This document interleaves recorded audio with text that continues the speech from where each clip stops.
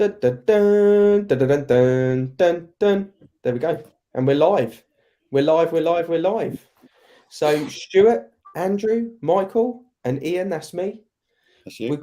We've got some good stuff to talk about tonight, actually, that we were just talking off camera about. So as people are realizing we're live and start to join us, I'm looking forward to it. But everyone well? Stuart, how's your day been? Yeah, really good. Sorted some things at HQ earlier. Got some good ideas. Got a nice little post for some buyers going out this evening at 8 o'clock. Just for some buyer notes, something we picked up on last time I was live with Dan and Neil with what you want to hear when someone's making an offer. So yeah, really good day. Good. Some content.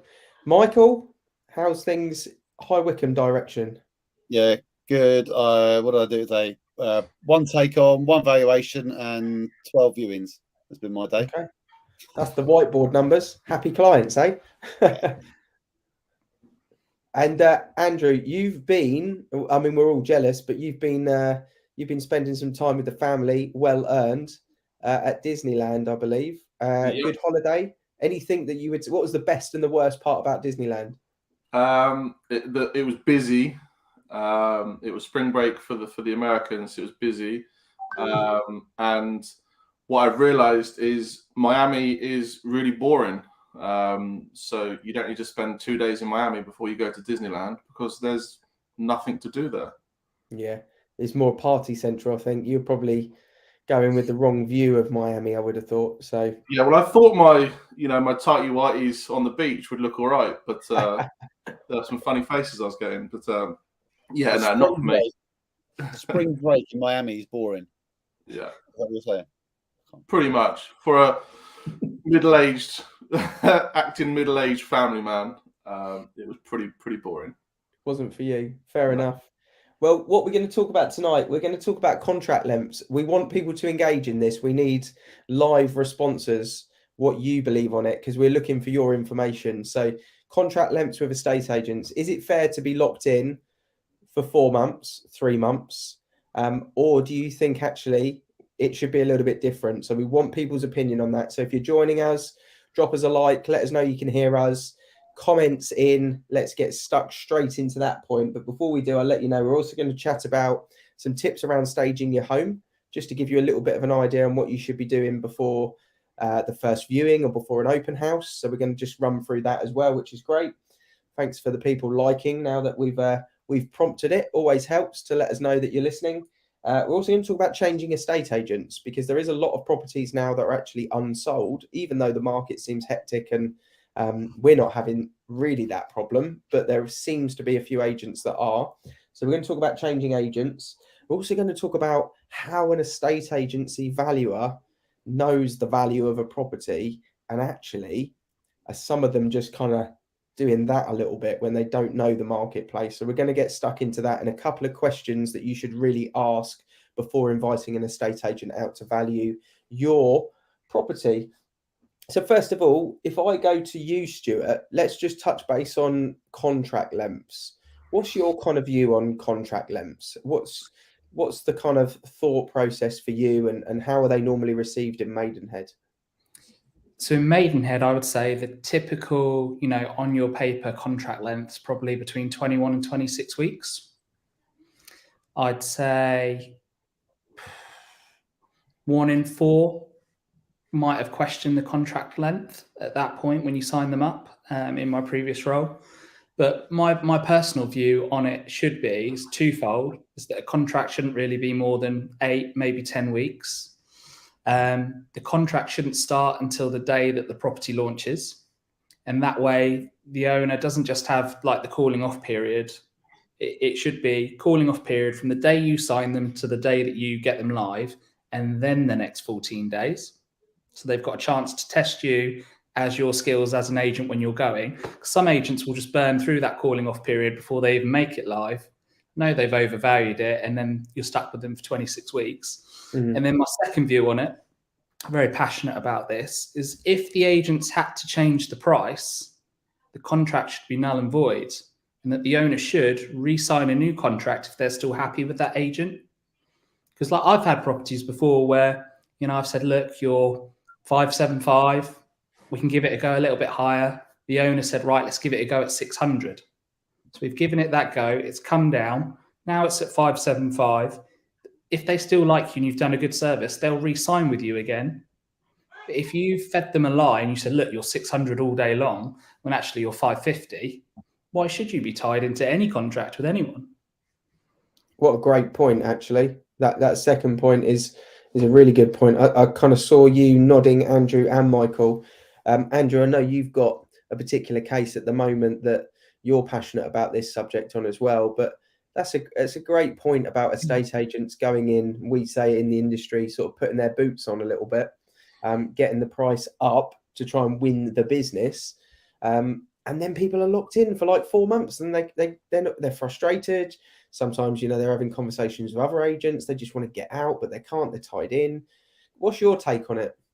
Yeah, I think firstly, Stuart's point about re-signing is brilliant. I never even thought of that myself, but I think it's a great point. But I think that there's loads of different angles to it. And when we talk about it as, people within the industry, we understand what like overvaluing and long contracts mean. But to the general public, I think it's a difficult conversation to have with them and to be trusted when having it.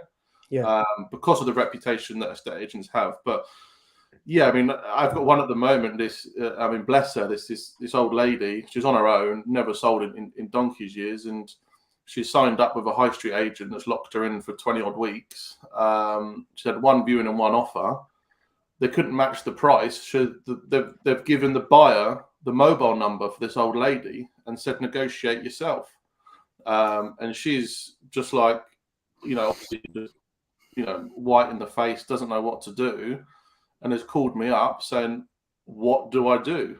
And I was like, well, you need to stand your ground and speak to the agent about your contract, because that doesn't seem right to me. What are you paying for if they've said negotiate yourself? But obviously they've turned around and said, well, you're in our contract, you're staying with us. We've got 12 weeks or whatever left, and she's not giving them access for 12 weeks. So it seems a pointless situation to keep her on board. For the next 12 weeks, in my opinion, she's going to be shouting to high heaven about how bad this agent is. So you're not better off just writing it off as a lost venture and moving on. But I'm passionate about contracts. I think if your service is good, do you need to tie someone in? The proof's in the pudding. I've never signed someone in working for avocado and longer than a double-digit contract length, because I think if I've not sold it in 8 weeks and you're not happy with me, then I'm not right for you. And I pride myself in what I do and shouldn't need longer. I think there's two things on the counter to both, because it's a really good point. I think what I've found previously, when you're a valuer in an estate agency, it's an hour of your time. You go over, you pitch, they go for it, they don't go for it, you move on. Either way, you move on, because you're passing it over to the office if you do list the property. But in what we're doing at the moment, it's a lot of time and effort and personal money that goes into getting a property ready to be marketed. You're talking the best part of 2 days of your life goes into having the conversations, getting the information that you need, creating the video, filming the video, creating the graphics, editing the photos, writing the copy, putting the advert together, sending it out on the different marketing channels that you need to, and then obviously handling the inquiries. So I don't know what you think, Michael, but I feel with that in mind, there should be some sort of period that gives you a fair shot of really getting into the teeth of the marketing, because of the amount of time you put in. But at the same time, I love Stuart's point about if you get the price wrong, re-sign a contract or go elsewhere. And I don't think anyone should be tied in for months and months in this market, because as we spoke about last week, the average property in the UK is under offer within 29 days at the moment. So what's your take on it? Well, on all of that? Quite a bit. Well, personally, I think if sort of you're with the right client, as in anybody that I take onto the market, I get on with them, if that makes sense. And they trust me to market their property. So they'll give you whatever sort of, I don't know, grace period, whatever you want to call it, for that contract. As long as they're happy and as long as there's communication, it will just sort of roll on from there. I won't give any sort of weeks, if I'm honest, on my contract. It's whatever that individual client's happy with. If they're happy with 8 weeks, 10 weeks, great. But I find as long as the communication's there, nearly everybody's happy with it. But the marketing looks good, looks great. You keep them updated, keep them posted all the time. It sort of just keeps going from there. I think this is where this type of model is revolutionary for a estate agency, because the client then has control. And what estate agents try to do over the last 2 decades is take control away from the client of their own home. And I don't think that's fair. And what we're trying to do is give the client the Powerball, and us do the bit that we're good at, which is the marketing, the expertise, the knowledge, the consultancy, and do that part of the job. So yeah, it's a really good topic to kind of kick off. Love people's thoughts on that as well, listening in. I know there's been a few people listening in there. So Georgina said spot on, Stuart, in your comment. So love people's thoughts on that contract length. Should they be a thing? Should there be a set level? Tenant fee ban came in and cancelled tenant fees. Should there be some sort of governing body that comes in and regulates the length of a contract? Really, it's an open question for the public to make the decision on, I think. But I think all of those views are really, really good. Staging a property. What's kind of the views of staging a property? I know Georgina that's listening at the moment. She's mentioned just on that subject. I think it should always be down to the client. I always ask what they feel comfortable with. I mean, you do have to, by regulation, state what it is. Whereas I do think the industry still tries to ignore it and not mention it and just hope that the client signs. But hey ho, that's a different combo. But yeah, Georgina posted today actually how all viewings should be staged, and it was a really nice photo. Lovely kitchen, the sunshine was coming in, lovely fruit bowl on the kitchen top, some nice fresh flowers, and it was just beautiful image. It made the kitchen look lovely. So what tips, Michael, would you give people for staging for one of your Saturday open houses? I always watch your live videos on a Saturday when you're setting up, but what tips and advice would you give your clients to get a property ready for an open house? Everything. Do everything from cutting the grass, making the beds. I mean, I don't think you need to put any fresh coffee on or bake any bread. Although I know some people would still do that. But make it, the biggest tip I could give for staging your home is make it feel like a home. So it's a lot of viewings where people go on, the home is silent, there's no noise. So all you can hear is the road outside or maybe the neighbours. So I'll tend to put a radio on or some, music in the background. Just make it look spotless is the answer. Yeah. Just for that. So get Alexa playing for starters, because what house doesn't have an Alexa these days? And make it feel like a home. It's a really good point, Andrew, because I think it's very easy to go into a property and sometimes it can go one of two ways. It either feels so almost over the top clean and bare that it doesn't feel like a home, and sometimes it's the other end of the spectrum where it's a bit like, wow, okay, I think we're gonna have to get the Hoover out here for this one. What would you say? What additional tips would you give on that point? Well, I think just like reflect on what you've done. Like in reality, selling your home is your biggest financial asset, unless you're fortunate enough to be selling a second home. But if you were to sell your car secondhand, you'd go and get it valeted and make it spotless and look the nicest. But it's probably worth 1/10 of the value of your house, if not more.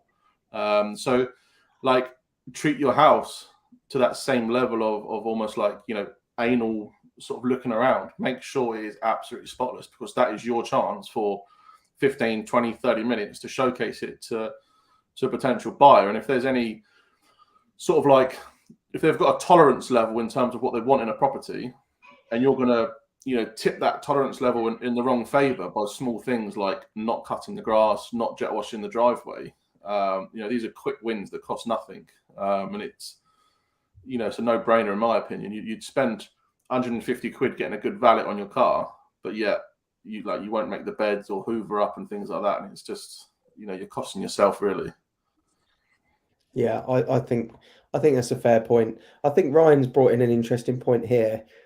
It's probably something that in COVID excuse me, has been probably something that I would say no to, because viewings throughout the pandemic were really, really quite a difficult thing to get right, because everyone was a bit nervous. So I think it probably wasn't an option then. But now, I don't know, we're getting into summer. Would you have a couple of bottles of water on the side and next to some fresh flowers, and maybe a little note from the seller just to say, hey, did you know, blah, blah, blah, blah, blah. You know, they've got their seller's comment online, but a couple of little quick tips, or a little note from them, you know, enjoy a bottle of water on us, something like that. What do you reckon, Stuart? What's your thoughts on that? I think I agree with everything that's been said. I think one thing that maybe flat owners forget to do is the communals. Like, before you're having viewings, clear those communals, get communals looking good. In those first sort of few minutes when you're taking someone from the communal door to that flat door, you can lose a viewing or a buyer just by how bad it could look. So it's not even just, you know, with the homeowners, it's making sure the front of the property looks amazing for those first 30 seconds. But for flats, it's all the communals, and just, you know, the last property I sold, an apple tree, the owner spent 2 days cleaning the front, the back, the living room. He got the ceiling painted. He replaced lights. He kind of just gave himself 2 days and a budget of £200 to spruce it up. And if everyone did that, it'd certainly make it a lot more welcoming on any property visit you do. Georgina said, I thought of doing that too, Ryan, but it isn't selling Sunset, obviously the Netflix show. But is it? Because does the UK property market need to up its level? I mean, American real estate agents go to a different level. They'll take 100 grand off a client to furnish, refurb, and fit a property. You know, they'll literally take tens of thousands of dollars from a selling client to put that property in its best possible light and then get maximum value for it. I'm not saying we should do that, but as you just mentioned there, Stuart, I've spoke to so many people that have bought a property that was a bit tired inside, and then I've gone back and seen it a couple of months later. They haven't done a lot. You know, they've just uplifted the kitchen a little bit, maybe changed the handles, changed a couple of light shades, lick of paint, pulled a rug away, changed the front door, spent a couple of grand, nothing more, maybe even a couple of £100. But actually the house, you feel like it's worth 25, 30 grand more when you go in. And really, for clients, if they want to maximize the value of their home, a little bit of that elbow grease is really important. I find so many clients, since doing the avocado style of agency, say to me before the open house, we actually fallen back in love with our house. You know, before the first viewing, they love their house again. And that's really the feeling that I would say any seller should have before putting the house to marketing fully, I think. Helps with our video as well, doesn't it, Michael? When we've got... I was just about to say that. I think when I say to people, not just I'm coming around to photograph your house, but when you say I'm coming around to film your house, that almost encourages them to go to the extra, you know, oh, I better dust up there, you know, I better get that cobweb out. It just encourages them more to make that house spotless. Yeah. Makes a big difference on filming as well. I found that, Andrew. I don't know about you, but when the house has got those little final touches, sometimes I actually move things around rooms for props. I'm like, wow, those flowers look really good. On camera, they're going to look really good in 2 different rooms in 2 different angles, and I've kind of moved a pillow or nicked something to do it. But it's a bit of an art form, putting the video together from an editor's mind. And I think where maybe other agents or even videographers that are not to the caliber that we are, when you're editing your own videos and then you're filming them, the two is linked. When you're actually editing someone else's footage, it's actually very, very difficult to do, because you've got an idea in your mind of how the video is going to be created, and it is an art form to put it together. You've got a type of tune in the background of your head of what you're going to put it together, which bits are slow-mo, which bits are transactional. So for us to get the house looking absolutely spot on is really important when we get to that video point. Makes a big, big difference. What about, we spoke about contracts, but what about when someone is thinking of changing agents, Stuart? Because I think as the market I think will change over the second half of the year. I think we've got a couple more months of it being really bananas and most things selling quickly. But Neil's saying good evening. Hello, Neil.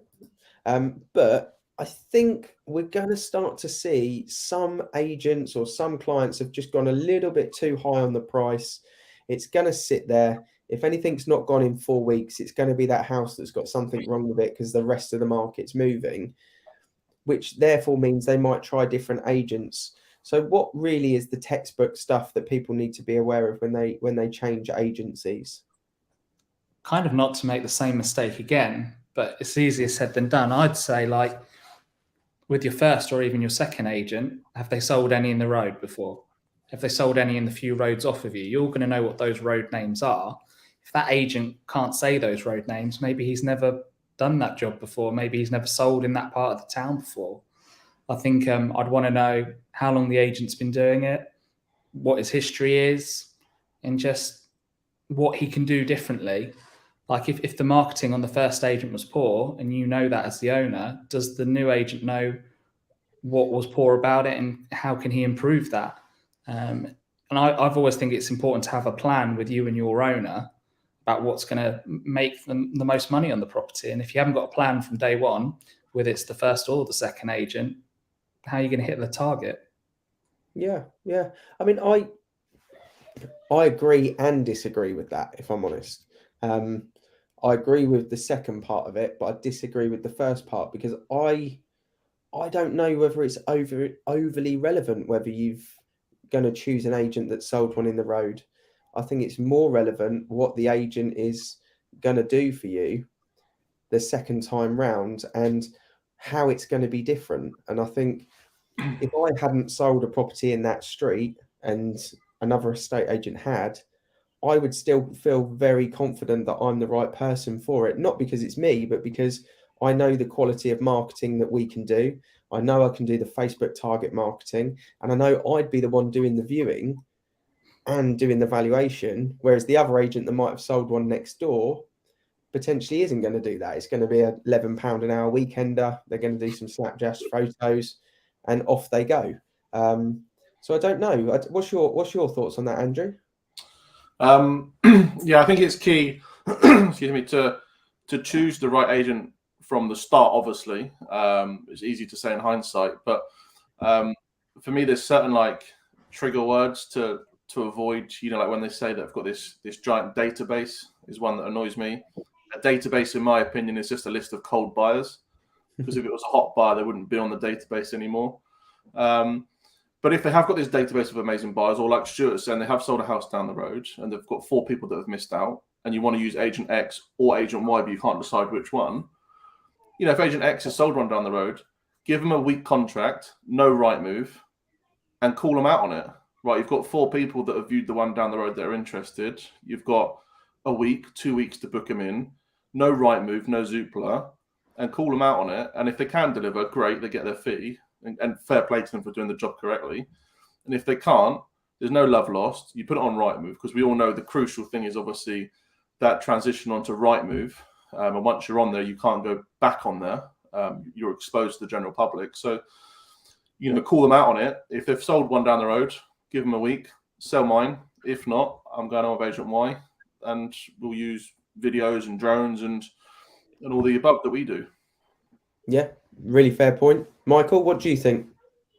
I think, yeah, if you're changing estate agents, look for something different. Ask that estate agent what their unique selling point is. Like the other guys have said, don't just repeat the same process. Yeah. A lot of houses I see make the mistake of coming off with one estate agent on the Monday and immediately going on with the other estate agent on the Tuesday. I think give your property a bit of time to breathe. Yeah. So I advise people, if they want to change estate agents, just come off the market. Give it at least a 2-week gap. Otherwise, you're still appealing to the same audience, if you like. Yeah. Have some patience. Yeah, I know a lot of buyers study the market a lot. They look at Rightmove daily, and they'll know your property is has been on the market for a long period of time. I've actually seen some agents relist the property, and they bought the professional photos off the previous client or agent, and it's back online. It's just got a new logo to the right, but the photos are all identical. It's mental. Yeah, I think it's a fair point. I think technicalities for anyone watching that's thinking of changing agent or down the line might need to. You got to check your contract length from obviously the date. Give notice. So some will have 7, 14 or 21 days notice. So make sure you give notice. Most agents will tell you you have to give notice when the contract ends, but legally in terms of the contract, you can give notice at any point, even the day you sign it, as long as you state that that means the contract ends on set date. So if the contract officially ends on the 16th, and you say the notice period is 14 days, then that would mean the contract would end on the 30th, unless you did it on the 2nd, saying that the contract is due to end as per this notice on the 16th, which is 14 days from when you served it. So that's the technicalities of it.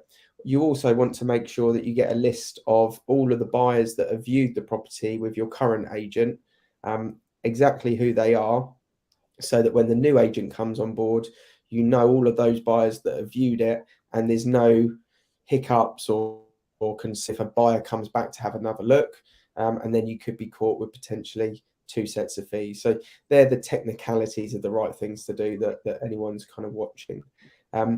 I've got a bee in my bonnet at the moment that I want to talk about, because at the start of the year, a lot of agencies do what we call the staff merry-go-round. So a lot of the ones that have got chains, 4, 5, 6 officers, or corporates with loads, they do this kind of merry-go-round where they go, right, well, that office is done really well. That office is not doing so well.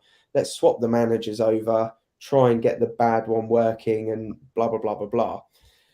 But what that means for the public is often it means someone coming out to value your property, especially in the new year, if this change has happened, doesn't actually know the market very well. And as we know, the market is moving. It's a different place every 4, 5, 6 weeks at the moment. So to have never worked in that town and then going out to effectively give someone the guidance on what their property is worth is actually, it's a really hard thing to do if you don't know the market. You can do all the research you want, but if you get out to the house and it's different to what you're expecting, what are you going to do? You have to know your market, don't you? And what I'm finding at the moment in the area that I kind of watch, especially where I live, is there has been some staff changes. One particular high street agent has had about 6 or 7 different branch managers in the last 3 years. So you just see these erratic prices where it's either too low because they didn't get it right, or it's just like outrageously too high, which affects the whole street. That's my rant over. But what do you think, Mike? What questions would you tell your sellers or tell the people watching to ask before they invite an estate agent over to do the job of valuing their property?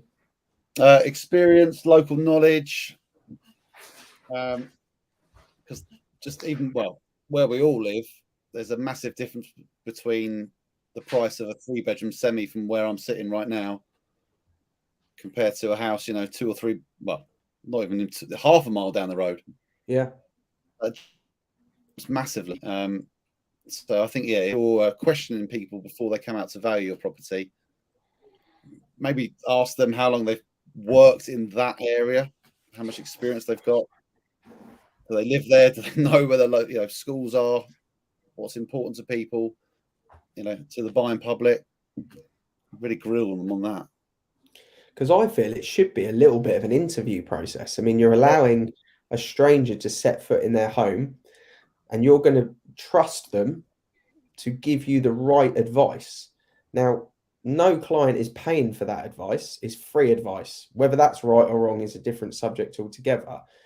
But with free advice often comes crap advice.